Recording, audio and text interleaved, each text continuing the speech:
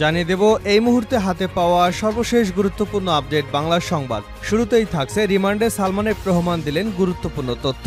S আলমের পাচার করা টাকার অর্ধেকই নিয়েছেন শেখ হাসিনার বোন শেখ রেহানা এবং তার ছেলে সজীব ওয়াজেদ জয়। রিমান্ডের জিজ্ঞাসাবাদে নতুন নতুন চাঞ্চল্যকর তথ্য দিয়ে যাচ্ছেন প্রধানমন্ত্রীর বেসরকারি শিল্প ও বিনিয়োগ উপদেষ্টা সালমান এফ রহমান। সেখানে শেখ হাসিনা ক্ষমতায় থাকাকালে এস আলমের প্রায় 1.5 লাখ কোটি টাকা পাচারের তথ্য উঠে এসেছে।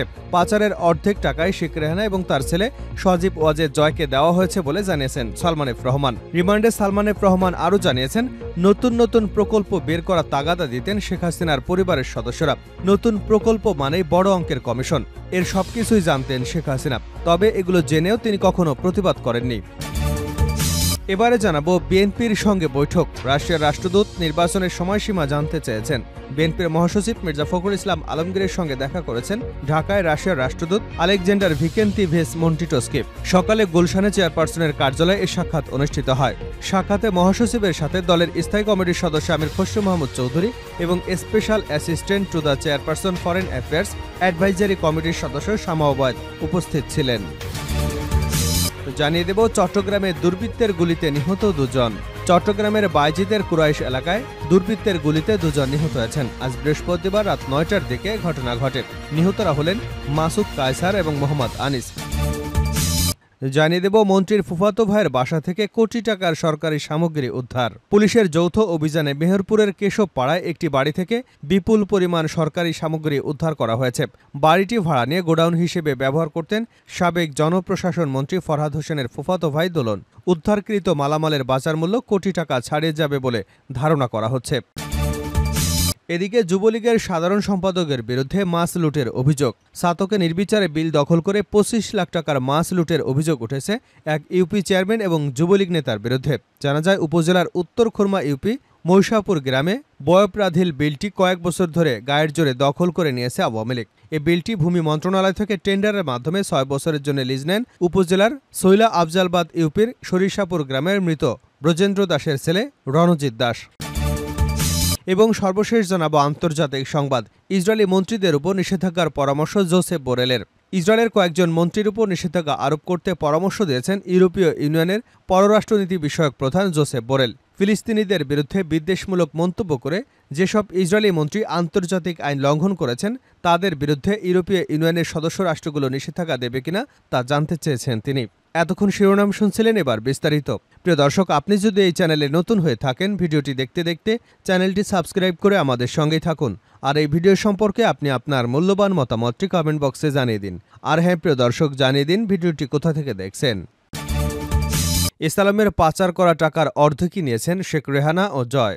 রিমান্ডে জিজ্ঞাসাবাদে নতুন নতুন তথ্য দিচ্ছেন সাবেক প্রধানমন্ত্রীর বেসরকারি শিল্প ও বিনিয়োগ উপদেষ্টা সালমান এফ রহমান। সেখানে শেখ হাসিনার ক্ষমতায় থাকাকালে এস আলমের প্রায় 1.5 লাখ কোটি টাকা পাচারের যে তথ্য উঠে এসেছে, সেই পাচারের অর্ধেক টাকা শেখ রেহানা এবং শেখ হাসিনার ছেলে সজীব ওয়াজেদ জয়কে দেওয়া হয়েছে বলে জানিয়েছেন সালমান এফ রহমান।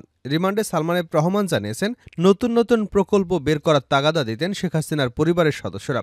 নতুন প্রকল্প মানেই বড় অঙ্কের কমিশন, এর সবকিছুই জানতেন শেখ হাসিনা, তবে তিনি তাতে কখনো মানা করেননি। সালমান এফ রহমানের বরাত দিয়ে তদন্ত সংশ্লিষ্ট সূত্র জানায়, এস আলমের মাধ্যমে দেশ থেকে পাচার হওয়া 1.5 লাখ কোটি টাকার অর্ধেকই শেখ রেহানা এবং সজীব ওয়াজেদ জয়কে দেওয়া হয়েছে। বাংলাদেশি ব্যাংকের তৎকালীন গভর্নর আব্দুর রউফ তালুকদারের সরাসরি তত্ত্বাবধানে এসব অনিয়ম হয়েছে। তবে এসব বিষয়ে কেউ কথা বলার সাহস পাননি। কেবল অর্থ পাচার নয়, দেশের ইস্টার্ন রিফাইনারি চিনিকল হাতিয়ে নিলেও এস আলমের বিষয়ে সবাই ছিল নীরব। গ্রেপ্তারের পর থেকেই ঢাকা মহানগর গোয়েন্দা পুলিশের হেফাজতে রয়েছেন সালমান এফ রহমান। তার দাবি, শেখ হাসিনার অতি লোভের কারণেই দেশের অর্থনৈতিক অবস্থার এতটা শোচনীয় হয়েছে। তাতে সবসময় সায় দিতেন সরকারের শীর্ষস্থানীয় কিছু ব্যক্তি।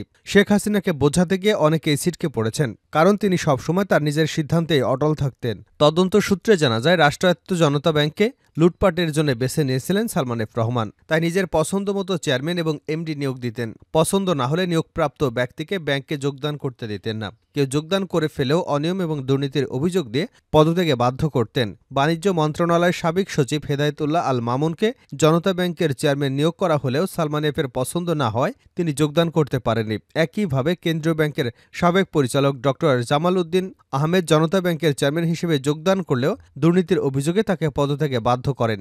এসব বিষয়ে প্রশ্ন করলে নীরব থেকেছেন সালমান। তদন্ত সংশ্লিষ্টরা তাকে বন্ড ছেড়ে প্রায় ৭,০০০ কোটি টাকা তুলে নেবার বিষয়ে প্রশ্ন করেছেন। তিনি বারবার অসুস্থতার ভান ধরে প্রশ্ন এড়িয়ে যাবার চেষ্টা করছেন। প্রশ্নের মধ্যে ছিল, আইএফআইসি আমার বন্ড নামে একটি বন্ড ছেড়ে বিনিয়োগকারীদের সঙ্গে প্রতারণা কেন করেছিলেন?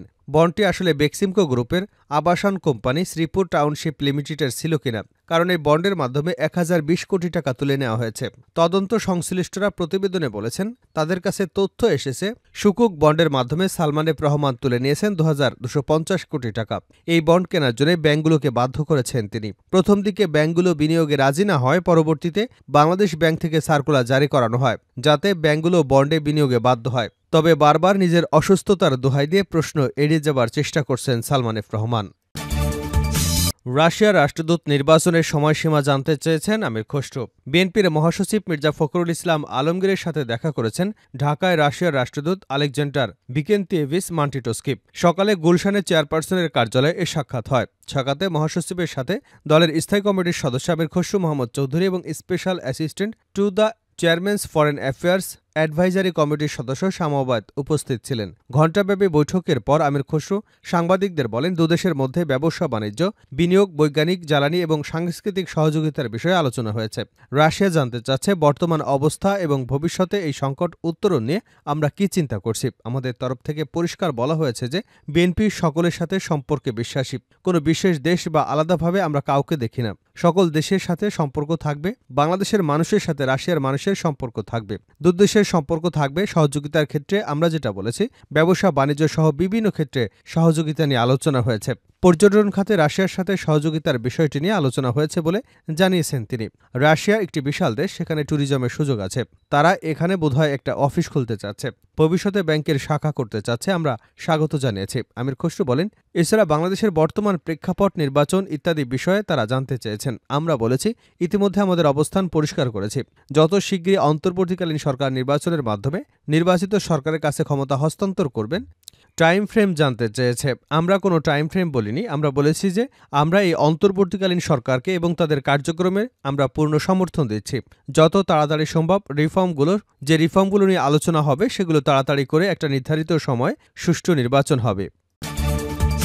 চট্টগ্রামে দুর্বৃত্তের গুলিতে ২ জন নিহত। চট্টগ্রামের বায়েজিদের কুরাইশ এলাকায় দুর্বৃত্তের গুলিতে ২ জন নিহত হয়েছেন। বৃহস্পতিবার রাত ৯টার দিকে এ ঘটনা ঘটে। নিহতরা হলেন মাসুদ কায়সার এবং মোহাম্মদ আনিস। আনিস কুরাইশ এলাকার মৃত ইসহাকের ছেলে, মাসুদ হাটহাজারী শিকারপুর ইউনিয়নে মোহাম্মদ রফিকের ছেলে। চট্টগ্রাম জেলার ভারপ্রাপ্ত police super ANM Wasim Firoz বিষয়টি নিশ্চিত করেছেন। মাসুদ এবং আনিস বায়েজিদ থানার কুরাইশ নূর মসজিদ এলাকা থেকে হাটহাজারীর দিকে যাচ্ছিলেন। এ সময় দুর্বৃত্তরা তাকে লক্ষ্য করে গুলি ছোড়ে। এতে আনিস ঘটনাস্থলেই মারা যান। মাসুদ দৌড়ে পালিয়ে যাবার সময় হাটহাজারী সুপারিপাড়া এলাকায় পৌঁছে মারা যান। ঘটনাস্থলে হাটহাজারী বায়েজিদ বোস্তামি থানা পুলিশ অবস্থান করছে। তিনি আরও বলেন, কেন এই হত্যাকাণ্ড ঘটেছে তা তদন্ত করে দেখা হচ্ছে। কারা এই ঘটনায় জড়িত তা খুঁজে বের করবার চেষ্টা চলছে।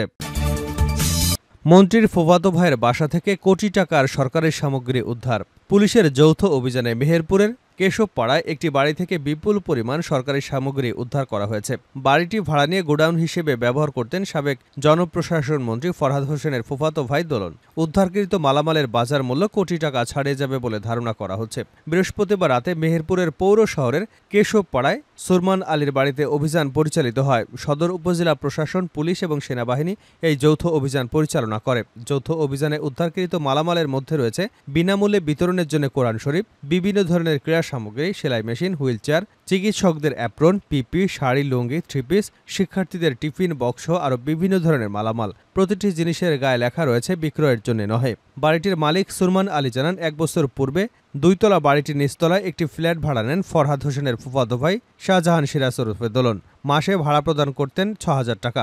এখানে তিনি সরকারি বিভিন্ন মালামাল রাখতেন। মাঝে মধ্যে এখান থেকে মালামাল বের করে নিয়ে যাওয়া হয়। এর বেশি কিছু তিনি জানতেন না। সদর উপজেলার সহকারী কমিশনার ভূমি গাজী মইদুর রহমান বলেন, কেশবপাড়ায় সুরমান আলীর বাড়ির নিচতলায় সরকারি মালামাল রয়েছে এমন সংবাদের ভিত্তিতে অভিযান পরিচালনা করে সদর উপজেলা প্রশাসন ও সেনাবাহিনীর একটি দল। বাড়িটির মালিক সুরমান আলীর সহায়তায় গেটের তালা ভেঙে ভিতরে প্রবেশ করে সেনাবাহিনী এবং পুলিশের যৌথ দল। বাড়িটির ৩টি কক্ষে পাওয়া গেছে বিপুল পরিমাণ সরকারি সামগ্রী। ট্রাকের মাধ্যমে জব্দকৃত মালামালগুলো নিয়ে যাওয়া হয় জেলা প্রশাসকের কার্যালয়ে। সেখানে আজ শুক্রবার দিনে মালামালগুলোর সিজার লিস্ট করা হবে। উদ্ধারকৃত মালামালের বাজার মূল্য কত টাকা লিস্ট সম্পন্ন হওয়ার আগে বলা সম্ভব নয়। অভিযুক্ত ব্যক্তির বিরুদ্ধে যথাযথ আইনি ব্যবস্থা নেওয়া হবে। শেষ করছে আন্তর্জাতিক সংবাদ দিয়ে। ইসরায়েলি মন্ত্রীর উপর নিষেধাজ্ঞার পরামর্শ জোসেফ বোরেলের। ইসরায়েলের কয়েকজন মন্ত্রীর উপর নিষেধাজ্ঞা আরোপ করতে পরামর্শ দিয়েছেন ইউরোপীয় ইউনিয়নের পররাষ্ট্রনীতি বিষয়ক প্রধান জোসেফ বোরেল। ফিলিস্তিনের বিরুদ্ধে বিদ্বেষমূলক মন্তব্য করে যেসব ইসরায়েলি মন্ত্রী আন্তর্জাতিক আইন লঙ্ঘন করেছে তাদের বিরুদ্ধে ইইউ এর সদস্য রাষ্ট্রগুলো নিষেধাজ্ঞা দেবে কিনা তা জানতে চেয়েছেন তিনি। বৃহস্পতিবার ব্রাসেলসে ইউরোপীয় ইউনিয়নভুক্ত দেশগুলোর পররাষ্ট্রমন্ত্রীদের বৈঠকের প্রাক্কালে সাংবাদিকদের সঙ্গে আলাপকালে তিনি এমন পরামর্শ দেন। তবে তিনি ইসরায়েলি মন্ত্রীদের কারো নাম উল্লেখ করেননি। সাম্প্রতিক সপ্তাহগুলোতে তিনি প্রকাশ্যে ইসরায়েলের নিরাপত্তা মন্ত্রী ইতামার বেন গাভির এবং অর্থমন্ত্রী বেজালেল স্ট্রোমিচের সমালোচনা করেছেন। ফিলিস্তিন নিয়ে তাদের বক্তব্যকে অশুভ এবং যুদ্ধ অপরাধের উস্কানি হিসেবে বর্ণনা করেছেন। জোসেফ বোরেল সাংবাদিকদের বলেন, আমি সদস্য দেশগুলোর কাছে জানতে চেয়েছি তারা আমাদের নিষেধাজ্ঞার তালিকায় কিছু ইসরায়েলি মন্ত্রীকে অন্তর্ভুক্ত করা উপযুক্ত বলে মনে করেন কিনা। ইউরোপীয় ইউনিয়নের অন্যতম ফিলিস্তিনপন্থী সদস্য আয়ারল্যান্ড বৃহস্পতিবার বলেছেন তারা বোরেলের প্রস্তাবকে সমর্থন করে। ব্রাসেলসের বৈঠকে পৌঁছানোর পর আইরিশ পররাষ্ট্রমন্ত্রী মাইকেল মার্টিন সাংবাদিকদের বলেন, আমরা পশ্চিম তীরে বসতি স্থাপনের সহায়তা করেছে। এমন বসতি স্থাপনকারী সংগঠনগুলোর বিষয়ে জোসেফ বোরেলের নিষেধাজ্ঞার সুপারিশকে সমর্থন করব।